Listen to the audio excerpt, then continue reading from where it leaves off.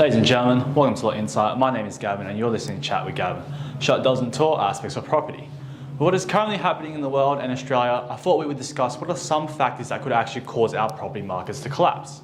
So it's not as simplistic as many would have you believe. House prices collapse only when people are forced to sell their homes and there is no one willing to buy them.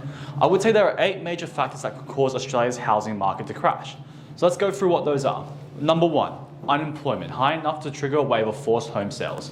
When people lose their jobs, they have difficulty keeping up with their mortgage payments, and that results in forced sales or mortgagee sale, which requires the bank to sell your property due to you defaulting on your loan.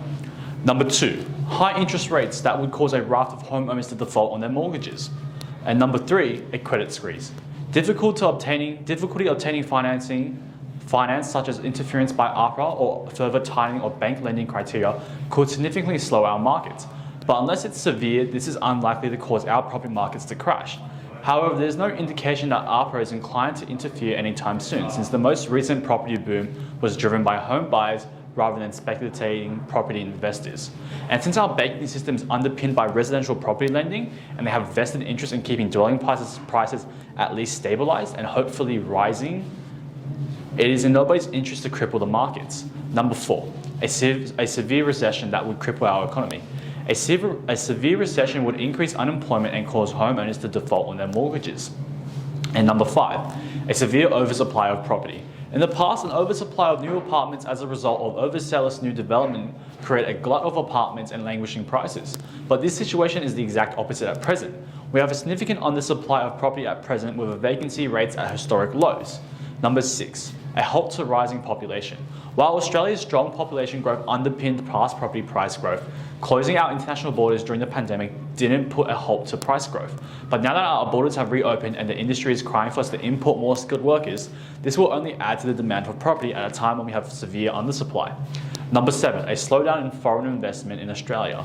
Foreign residents are restricted to buying new properties, and in the past, Chinese residents were buying around 80% of the new apartments being built in inner city, and even higher proportion in Melbourne and Brisbane CBD. Foreign interest in Australia property has slowed down as we've pulled out the welcome mat from underneath foreign investors, slugging them with taxes and imposts, while at the same time, China has made it more difficult for them to take money out of their country. Number 8, changes to government legislation making property investment less favourable. Any change to negative gearing or self-managed superannuation funds buying property or adjustments to capital gains tax rates could discourage investors, and this could put downward pressure on property values, at least for a short time. Over the years, property investors have accounted for around 30% of our real estate markets. But recently, the markets have been driven by established home buyers, upgrading and first home buyers getting into the market. Investors are now returning, and with a chronic shortage of accommodation causing a rental crisis in our capital cities, we need even more investors to provide accommodation.